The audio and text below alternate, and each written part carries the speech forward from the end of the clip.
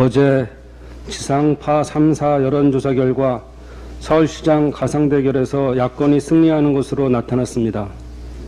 그렇지만 그것은 단지 컨벤션 효과일 뿐입니다.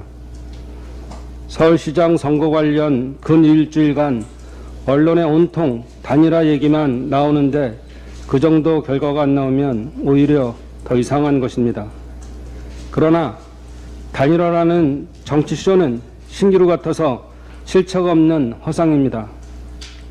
특히 안철수 후보와의 단일화는 2012년 대선에서 우리도 경험해봤지만 더욱 그렇습니다.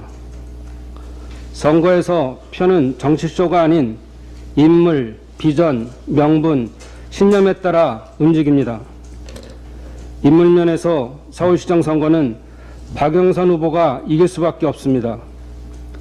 처거 땅도 기억 못한다고 우기고 서울 시민의 선택도 자기 마음대로 내팽개친 대범한 남자에 비해 신정치로 시작해 쉰정치, 구태정치로 끝나고 있는 이상한 사람에 비해 박영선 후보의 인물 경쟁력은 확실히 우위에 있습니다.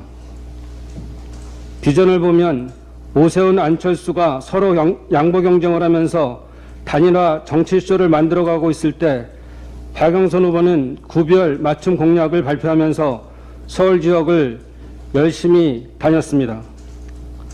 단일화는 서울 시민에게 독이 되지만 스마트한 정책 비전은 시민에게 약이 됩니다. 단일화의 늪에 빠져 지난 일주일간 야권이 허우적거릴 때 박영선 후보는 한 발 앞으로 나갔습니다.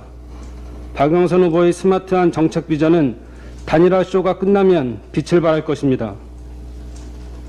명분면에서도 우리는 질 수 없는 선거를 하고 있습니다. 이번 선거는 코로나19 조기 극복, 경제 회복, 그리고 문재인 정부의 성공을 위한 선거입니다. 그런데 야권은 오로지 대권 발판만으로만 생각하고 있습니다. 안철수 후보는 오세훈으로 단일화됐을 경우 양보의 대가로 대선 지분을 요구할 수도 있습니다. 이번 단일화 정치쇼가 명분이 없다는 것은 누구보다 서울 시민이 잘 알고 계십니다. 마지막으로 신념면에서 보면 지금은 진보의 시대입니다. 미국의 선거를 봐도 그렇습니다. 그리고 무엇보다 지금의 위기를 타개하기 위한 복지 확대, 재정 확대는 진보만이 가능합니다. 따라서 이번 서울시장 선거는 박영선 후보가 이기는 선거이며 야권 단일화는 실패한 보수 단일화가 될 것입니다. 한국 정치사에 보수 단일화는 생소합니다. 그만큼 승산이 없다는 것입니다. 안철수 후보와 정치와 선거를 같이 해서 잘된 경우가 없었고 오세훈 후보가 정치를 해서 잘된 정치가 없었습니다. 그래서 우리는 반드시 승리할 것입니다.